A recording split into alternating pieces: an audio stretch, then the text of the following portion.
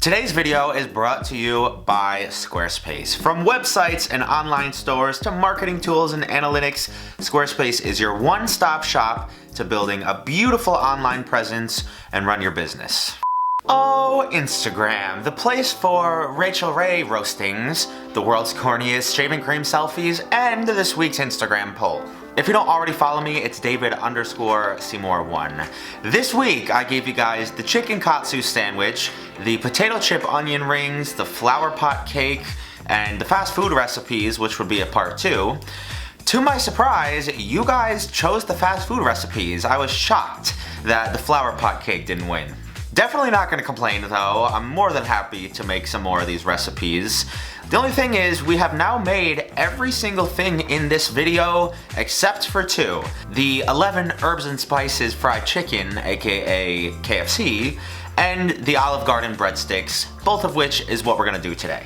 If I remember correctly, the last time I made some of these recipes, they came out really good. That Big Mac was a lot better than I expected it to be. So let's get right into it. So today we are going to start with the fried chicken, which I am a fan of, but I don't eat too often. I feel like I get my fix of fried unhealthiness for the channel. But I grabbed some oil to fry with and some buttermilk, some flour, and 8 drumsticks. And I hope you're ready for this because this is a mouthful. Some oregano, basil, paprika, garlic powder, celery salt, ground ginger, black pepper, salt, ground white pepper, ground mustard, and ground thyme. And as I move my camera over and begin to film the batter portion, I realize I didn't include eggs. You are a genius, David. But all this marinade is going to consist of is some buttermilk that I actually had left over from last week's video, a few eggs. I'll admit that buttermilk still kind of grosses me out a little bit. It smells off to me, it's oddly thick. But once I had my chicken in there and tossed around, I covered it and set it in the fridge for an hour while I prepared everything else. I threw together my dry ingredients, which, as always, if you want to see the exact measurements, head over to Tasty's original video. I don't want to bore you to death here, just know it's a lot of stuff. I'm also a little bit surprised that you don't put any of the batter or any type of liquid in here. Usually with dredged chicken you do that to get some extra crispy pieces on the outside, but we won't. And about an hour later, I pulled my chicken out and began to coat each one of them. In the meantime, I also had some oil in a pot coming to 325 degrees. And one by one, I dropped in my chicken. I think I probably filled this oil a little too high, but I'm gonna bite the bullet and pray it doesn't overflow and splash onto the flame underneath. If any of the landlords or the managers of my building are watching, I apologize.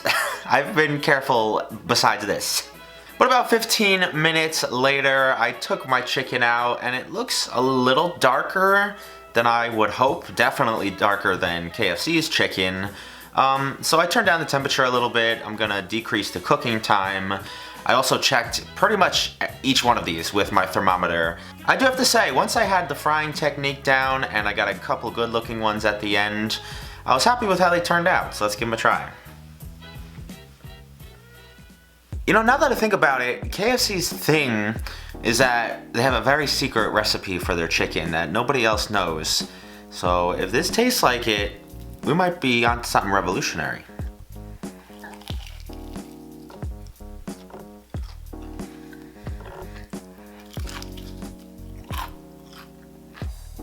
It's really good, but it's not KFC.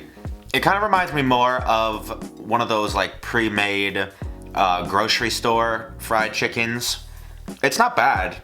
I'll give it like a 7.2. Not a bad start. Now on to our breadsticks, which should be a lot easier. It's a lot less ingredients. Usually that doesn't always mean good, but we will see. Some flour and garlic powder, some active dry yeast and sugar, and then just a stick of butter and water. First step is blooming your yeast, which I usually don't have good luck with for some reason. I made sure my water was at 105 degrees Fahrenheit. I combined that with a little bit of sugar and the stick of melted butter, of course the yeast as well, and about 12 minutes later, I was getting some bubbles. Apparently, all you have to do is throw in 3 cups of flour at this point. get everything hydrated, let it rest for an hour. I don't know exactly how much this is supposed to rise. It didn't seem like it got huge in Tasty's video, so I'm just gonna go with this. You should be able to get at least 9 or 10 sticks out of this dough. I tried to cut them nice and evenly. I sprinkled on a little bit of garlic powder and then popped them in a 400-degree oven for about 15 minutes. From very optimistic, I was very disappointed. These things don't look the best. They are very brittle and dry seeming. If they taste good, maybe we can... I don't know how I would save these, actually. Now I do have to come clean about something. After I turned the camera off, I popped them back in the oven because I thought maybe they didn't rise enough, maybe they weren't cooked through. No. They just basically browned a little bit more. That's it.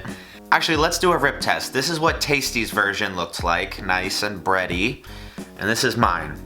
If it focuses today, I'm a beauty guru, except with a breadstick.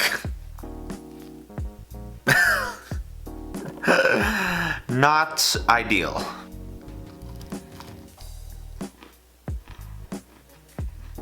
Again, I don't hate it, but it's nowhere near Olive Garden's breadsticks. I think if you put a little butter on it, it would kind of be like a cross between a breadstick and cornbread. I always say, just because something has very few ingredients, it doesn't make it easy. In fact, it makes it harder, in my opinion.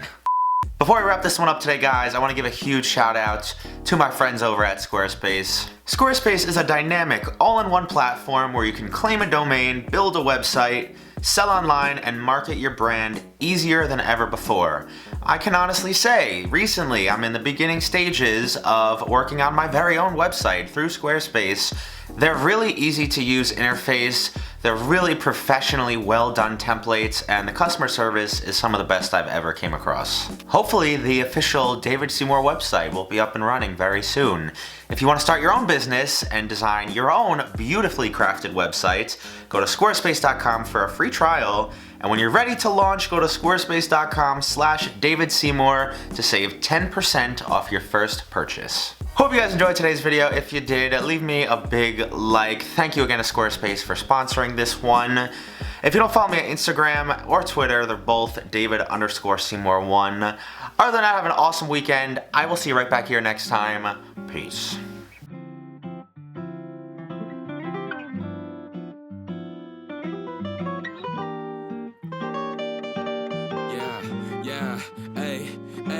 With the M without the AD.